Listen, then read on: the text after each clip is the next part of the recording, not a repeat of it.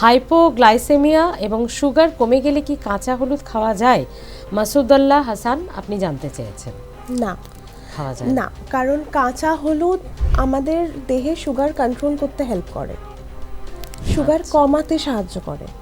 এবার যাদের already hypoglycaemia আছে, মানে সুগার কমের দিকেই থাকে, তারাও যদি এই নিয়মিত কাঁচা হলুদ খান, তাদের কিন্তু এই হাইপোগ্লাইসেমিয়ার সম্ভাবনা বাড়বে।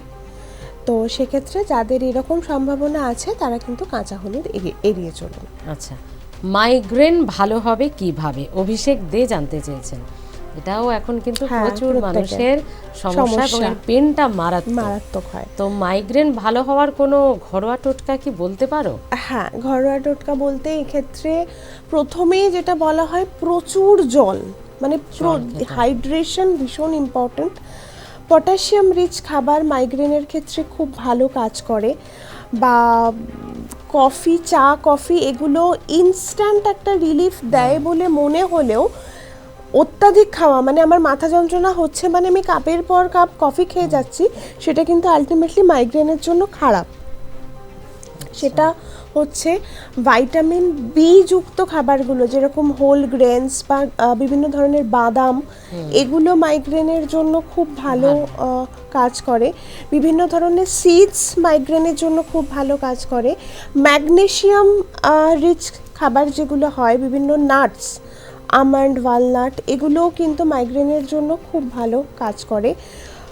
কলাটা আমরা একটু অ্যাভয়েড রাখতে বলি, কারণ কলা খেলে মাইগ্রেনের যে পেন সেটা কিন্তু বাড়ে, এটা অনেকের ক্ষেত্রে দেখা যায়। তো এইগুলোই জেনারেল গাইডলাইন হিসেবে। আচ্ছা, অনেকে বলেন যে এই যে জোয়ান বা দারচিনি, আদা এগুলোর ফোটানো জল খেলে মাইগ্রেনের সমস্যা কিন্তু ঠিক হয়। আদা, যেগুলোর একটু অ্যান্টি ইনফ্ল্যামেটরি ব্যাপার আছে, এই যে তুমি একটু আগে বললে কাঁচা হলুদ, এটাও কিন্তু মাইগ্রেনের জন্য খুব ভালো।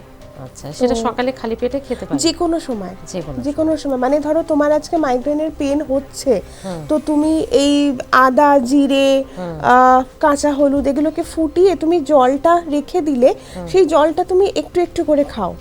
এটাও কিন্তু শরীরে ওই যে নার্ভগুলো একদম স্টিমুলেট হয়ে আছে, সেগুলোকে আস্তে আস্তে রিল্যাক্স করতে হেল্প করবে। আচ্ছা, বুকে কফ জমে আছে, সেই কফটা বের করার জন্য কোনো হোম রেমেডি কি আছে? আর এরকম হলে সে কি ডাব খেতে পারে? এমডি তামিম তিনি জানতে চেয়েছেন। মানে জ্বর সর্দি কি ডাব বা বুকে কফ জমে যাওয়ায় ডাব কি ঠান্ডা লাগিয়ে দেয়? না, এরকম একটা ধারণা আছে যে ডাব খুব ঠান্ডা, এরকমটা নয়। তো নর্মাল টেম্পারেচারে ফ্রেশ ডাবের জল সকালের দিকে খাওয়া যায়, মানে তুমি সন্ধেবেলা আমি ডাবের জল খেতে বলবো না, সকালের দিকে ডাবের জল খাওয়া যায়, কারণ এর মধ্যে এতটাই ইলেকট্রোলাইটগুলো থাকে, সোডিয়াম, পটাশিয়াম, এগুলো, তো এগুলো কিন্তু আমাদের শরীরে ইনফেকশন প্রিভেন্ট করতে হেল্প করে। তো ডাবের জল খাওয়া ভালো।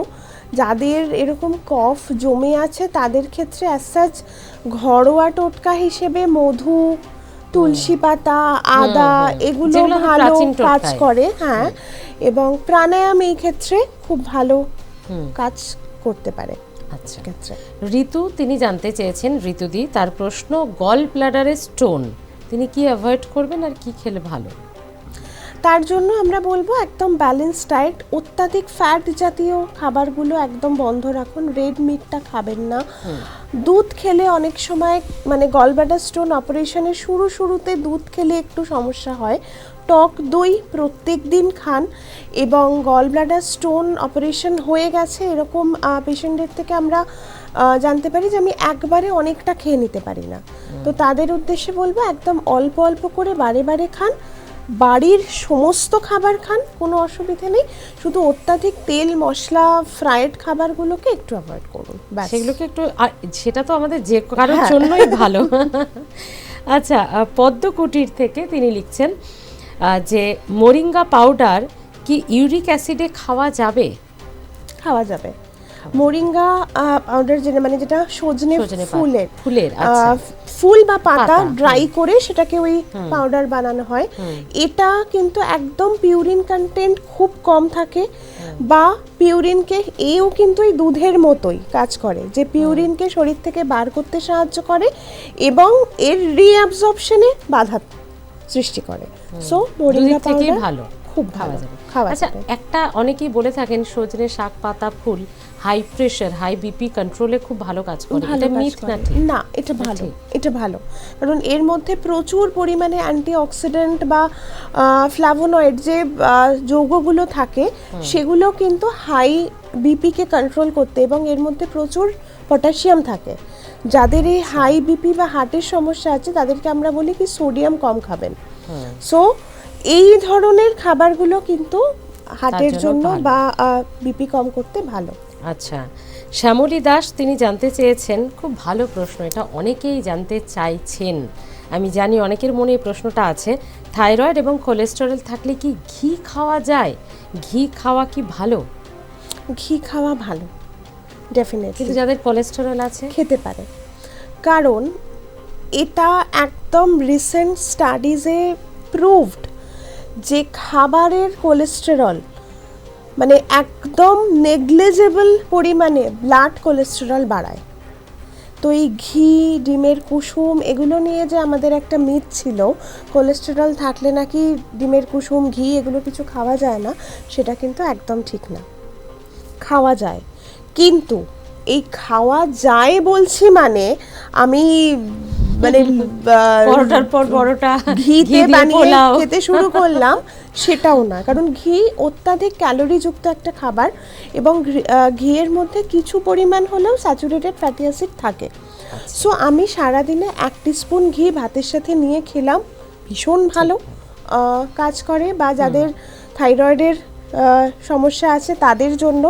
এবং তোমাকে আমি এর আলোচনা শুরুর আগে বলছিলাম না যে একটু এনার্জি দরকার হয়, তো এই যে ব্ল্যাক কফির মধ্যে আমরা বলি যে যারা এক্সারসাইজ করছে তারা যদি এই এক্সারসাইজ করার আধ ঘন্টা আগে ব্ল্যাক কফির মধ্যে জাস্ট একটুখানি 1/2 টিস্পুন ঘি অ্যান্ড লাইম জুস দিয়ে খায়, এটা কিন্তু তাদের ওই উপকারী যে হরমোনটা ডোপামিন সিক্রিশনে খুব ভালো সাহায্য করে।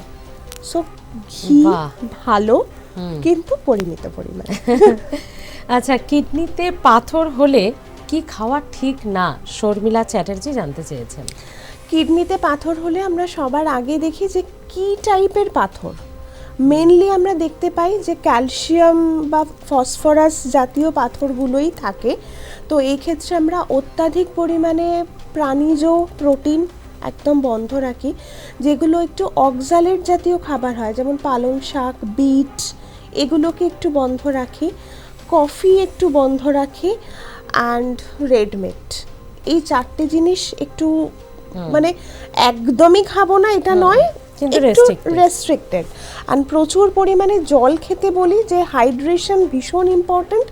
পুদিনা পাতা অ্যান্ড মেথি এই কিডনি স্টোন বার করতে খুব ভালো সাহায্য করে।